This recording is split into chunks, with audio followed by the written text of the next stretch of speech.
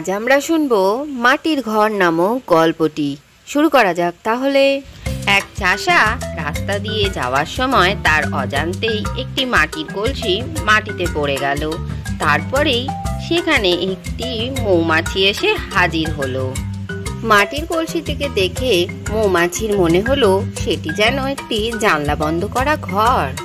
এখানে কি কেউ থাকো নাকি? ভেতরে কি কেউ আছো? এরপর মৌমাছিটি মাটির কলসির মধ্যে ঢুকে পড়ে এবং সেটাকেই তার থাকার জায়গা বানিয়ে নেয়। তারপরে সেখানে একটি ডাঁশ মশা উড়ে আসে। আরে, এটা তো একটা জানলা বন্ধ করা মাটির ঘর। এখানে কি কেউ থাকো নাকি? ও হ্যাঁ, কে আছো ভেতরে? হ্যাঁ, আমি এখানেই থাকি। তুমি কে? আমি আমি মশা। ঠিক আছে, তুমি ভেতরে এসো, আমরা একসাথেই থাকি। এই কথা শুনে মশা ভন ভন করতে করতে ভেতরে থাকতে চলে এলো। তারা দুজনে মিলে মাটির কলসিটাকে নিজেদের বাড়ি বানিয়ে নিল। একদিন সেই কলসির সামনে ইঁদুর এসে হাজির হলো। আরে, এ তো জানলা বন্ধ করা মাটির একটা ছোট ঘর। ও হ্যাঁ, এখানে কেউ আছো নাকি? আমরা আছি।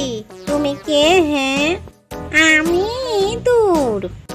ভালোই হলো, তুমি ভেতরে আমাদের সাথে থাকতে এসো। তারপরে ইঁদুর তাদের সাথে আনন্দ করে থাকতে চলে আসে। এটা তো জানলা বন্ধ করা মাটির একটা ছোট ঘর। এখানে কেউ আছে নাকি? ও হে, এখানে কি কেউ আছো নাকি? তুমি কে? আমি খরগোশ। তোমরা হয়তো আমাকে চেনো। আমি চলতেই থাকি, আমার নির্দিষ্ট কোনো ঠিকানা নেই। কি মজা, তুমি ভেতরে চলে এসো, আমরা সবাই একসাথে থাকবো। এরপরে খরগোশ লাফিয়ে ভেতরে ঢুকে পড়লো এবং তারা চারজনেই একসাথে বাসা বানিয়ে থাকতে শুরু করলো। একদিন কলসির সামনে একটি শিয়াল এলো। আরে, এটা তো জানলা বন্ধ করা একটা মাটির ঘর। আমি তো দেখে অবাক হচ্ছি। ওহে, ভেতরে কি কেউ আছো নাকি? আমরা এখানে আছি। তুমি কে? আমি শিয়াল। তোমরা আমাকে নিশ্চয়ই চেনো। আমি কাউকেই কামড়াই না। তাহলে তো ভালোই হলো, তুমিও চলে এসে থাকতে। তারপরে তারা পাঁচজনে মিলেই ওই কলসির মধ্যে থাকতে শুরু করে। আরে, এ তো জানলা বন্ধ করা মাটির ছোট ঘর। এখানে কেউ আছে নাকি? আমরা আছি, কিন্তু তুমি কে? আমি হরিণ। আমার তো থাকার মতো জায়গাই নেই। তা ভালোই তো হলো, তুমিও চলে এসো আমাদের সাথে থাকতে। এরপর হরিণও আনন্দ সহকারে সেই কলসির মধ্যে ঢুকে পড়ে। তারপরে তারা ছজনই সেই কলসির মধ্যে একসাথে আনন্দে থাকতে শুরু করে। তারপর একদিন ভাল্লুক সেখানে এসে বলে, আরে, এটা তো জানলা বন্ধ করা একটা মাটির ঘর। তোমরা কি কেউ এখানে আছো নাকি?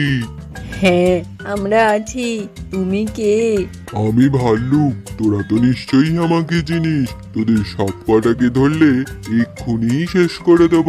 এরপরে ভাল্লুক মাটির পাত্রটির ওপরে ধপাস করে বসে পড়ল আর দেখে কে মাটির পাত্র টুকরো টুকরো হয়ে গেল।